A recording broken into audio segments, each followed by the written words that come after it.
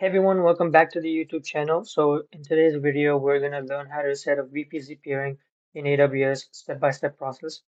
So by the end of this video, you'll know how to connect two VPCs together so that EC2 instances which are inside of them can talk to each other privately.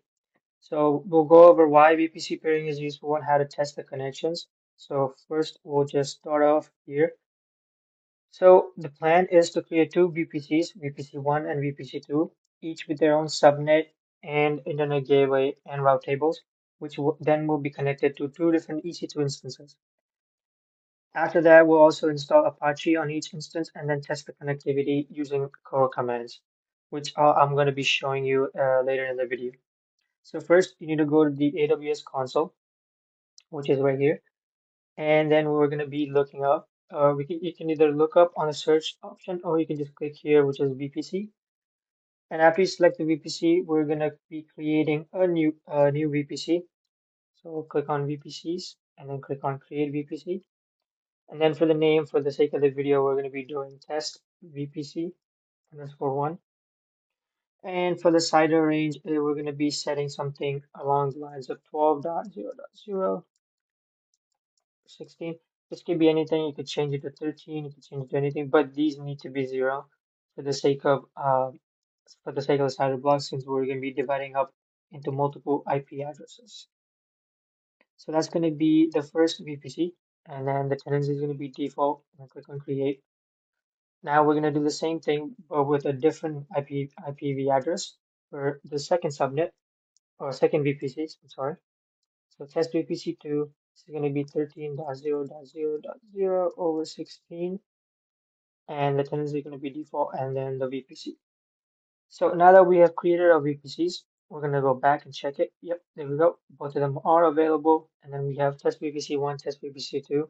So in the previous video, I did explain how to create a VPC with how to manually select subnet, route table, and internet gateway.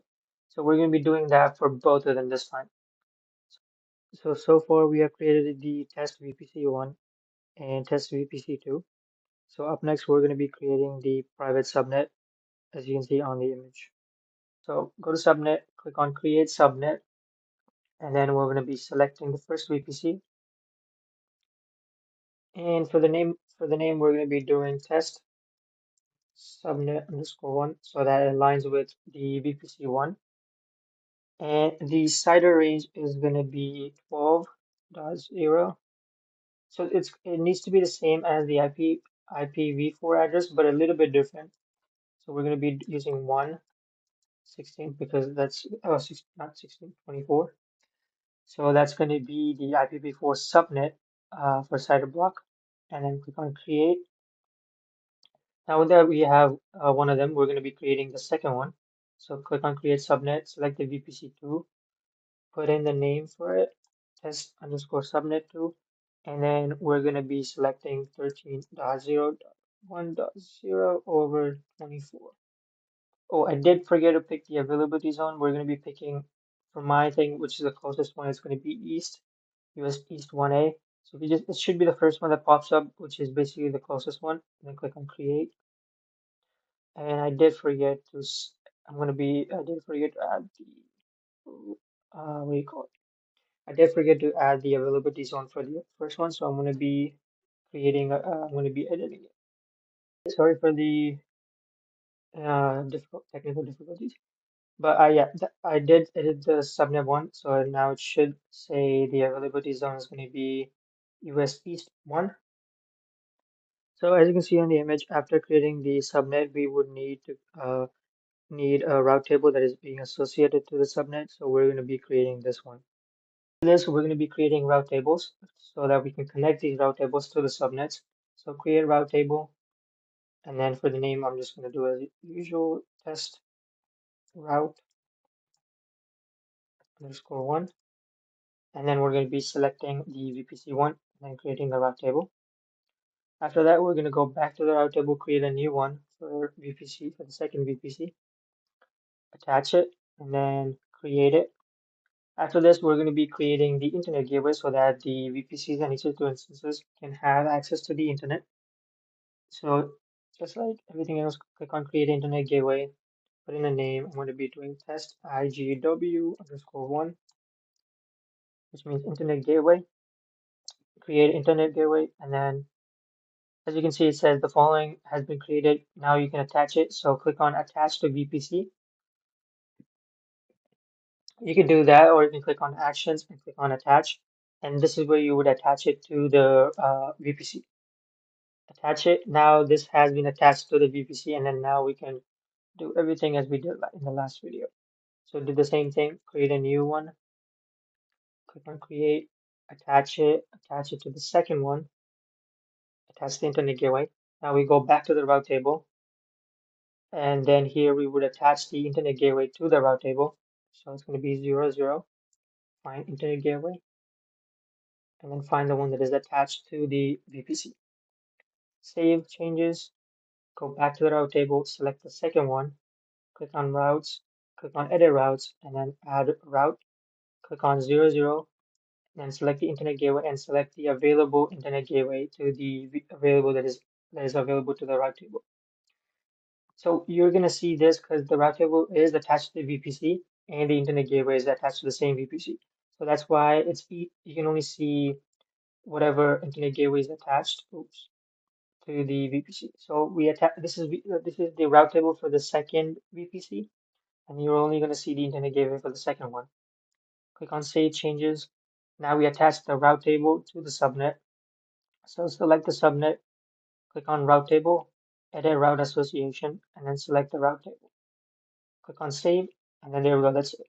Now we pick the second one, click on Route Table, click on Edit Table Association, select the route, and then click Save.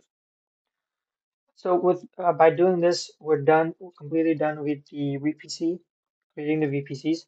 Now we're going to start creating the EC2 instances and launching them. Let's go back to the main menu, or go back to the AWS homepage. Click on EC2, and then click on Launch Instance. And then for the sake of the video, I'm going to be doing test server_1, so that I know that I'm going to be associating this with the VPC1. For this video, we're going to be using Ubuntu, and it's going to be free.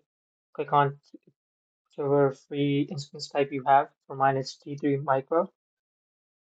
Select the key pair. You can either create a new key pair, which we're going to be doing in this video. So click on Create New Key Pair and put in a name. So for the name for this, it's going to be the same. Or we'll do test key pair _1 for the .pem file. Click on Create Pair. It's going to download on the side. And then for the network settings, you would click on Edit, and then this is where we associate the VPC to the EC2 instance. So select the VPC. The subnet is already going to be attached to it, just to make sure we're going to check it again. Yep, it is the test subnet we created. We're going to enable the auto assign IP so that it connects to the IP or to the internet. Click on Create Security Group. It's going to be just leave it as is. And then we're going to add a HTTP so that we can launch Apache server on the EC2 instance. So we're going to be selecting HTTP, which is all the way at the bottom. It's going to be defaulted to 80, and then the source type is going to be anywhere, and then that's it. After this, you will need to scroll down, click on Advanced Details, and then this is where we would download the Apache code. This is optional. If you don't want to do this, it's up to you. So for this video, I'm not going to be doing it. I will be putting down the code that you need at the bottom if you would like to do this. But to make this video as simple as possible, we're not going to be using this.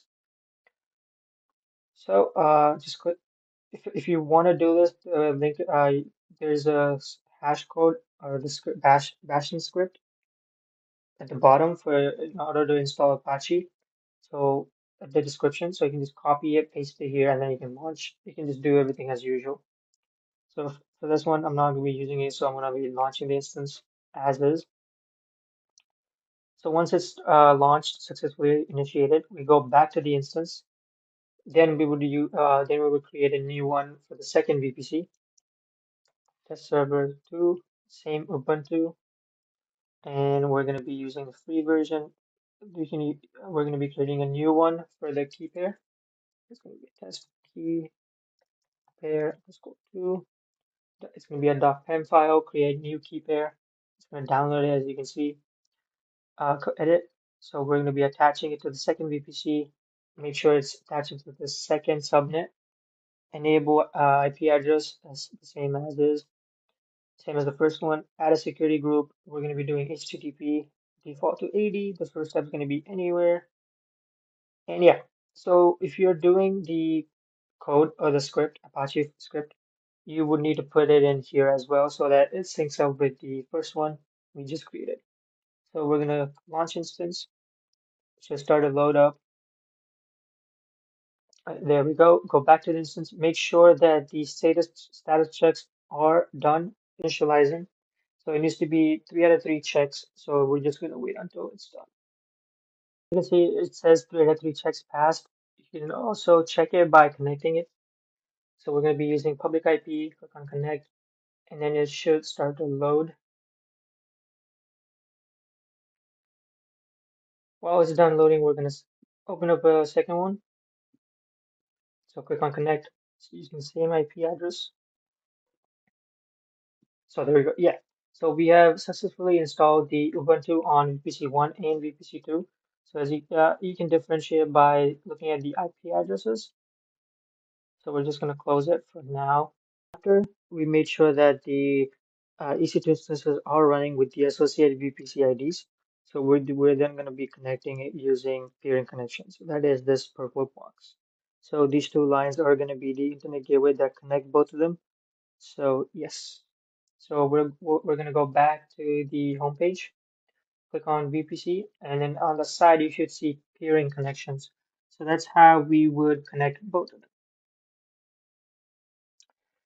So now after creating, we're going to be creating this one after you're done installing the EC2 instance. We're going to be naming this one. So we're going to be doing peering connection just for the sake of the video. So we're going to be doing peering connection. Select the first VPC as the requester and the second VPC as the acceptor, so that they can connect, talk to each other. And after that, we're going to be clicking on create peering connection. And after that, it's going to ask you for acceptance. So you can either accept or reject this peering connection based on the actions menu. So we're going to click on actions and accept it. And this is where you would check it again. So make sure that the test VPC 1 is the requester and test VPC 2 is the acceptor. And the regions has to be the same. Click on accept request, and then there we go. Yeah, both of them are connected now. After this, you will need to modify the route tables. So this is to make sure that the peering connection actually works. So we go back to the VPC1 route table. So go back to your VPC, or go back to the route table, click on the route table for the VPC1, go to edit routes, and then add a route. And this is where you would put the IP address of the second private IP address of the second VPC. So go back to the VPC, select the second one, copy the IP address or the IPv4 CIDR, right? Copy it. Now we go back to the route table. This time we're going to be selecting the first VPC's route table. Click on go to routes, click on edit routes, and then add a route. And this is where you'll be putting in the CIDR range. And you will be connecting it to the peering connection. Connect it to the peering connection, and then click on save changes. Now you do the same thing for the VPC1 with the VPC1 subnet ID, IPv4 ID to the route table of route table of the second VPC. So copy the first VPC's IPv4 address, go back to the route table, select the second one, click on routes, edit routes, and then add a new one by pasting in the CIDR range. Scroll all the way down, peering connection, select the peering connection, click on save changes. Now you have successfully connected both of them. So you have connected both the VPCs and the EC2 instances. So by doing this, now that both of them are connected, and we can make sure that they can talk to each other. So to see if they talk to each other or if they're actually connected, we go back to the home page, click on EC2 instances, go back to the running instance. So now that we have everything done, we're going to be making sure that both of them are connected. So open up the first server by clicking connect using the public IP, and then open up the second server by doing the same thing. And we're going to start with the first one. So select the first server, and then go back to and then select the second one right here. Copy the IPv4 private address. Go back to the first one, and then type in curl and then the IP address. Click enter. Oops, I spelled it wrong. CURL, and then after that, put in the IP address of the second one, second server. Click enter, and it should give you this server details strong. This is how you know both of them are connected, or it's connected to the other one.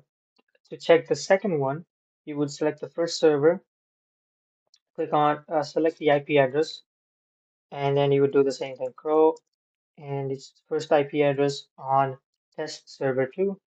Click enter, and it should give you the same thing. This is how you would make sure that both of them are connected. Hi, this is editor J-AWS. So basically, in this scenario, we use the curl command which stands for client URL. So this command line tool is used when developers use to transfer data to and from a server. So this is why we used it to make sure that both of the servers are connected and are able to receive the data that we want to transfer in the future. Delete the connection, you would close both of them. The easiest way would be to just terminate both of the things as I did earlier. As you can see, I did do a lot of test runs. So select it, terminate both of them. Right after we've seen that both of them are terminated, we'll go back to the VPC and select it. So and then delete the peering connections. I'll get back to you when it's done. See, it says terminated. So we'll go back to the web page or go back to home page. Click on VPC and click on the peering connections. Select the peering connection that we want to delete, and you would delete the peering connection. This is where it's going to ask you to if you want to delete the route table that are already the entries for the route tables. So click on delete, and then you can just type in delete, and then click delete. So that should completely disconnect the connection, and then you should also delete the routes from the peering from the route table. So if you just click remove, click save changes, it should give you an error, but since we did delete everything, so it should be gone. So if you just refresh this, you should see that it shouldn't show you the peering connection. There we go. All you see is the internet gateway, and that's it. So yeah, that's how you would connect the VPC. This is how you do VPC to VPC peering. And if you found this video helpful, give it a like, subscribe for more cloud tutorials. So I've got a more advanced AWS and DevOps content coming soon, so make sure to subscribe. And yeah, thank you so much for watching. I'll see you next time.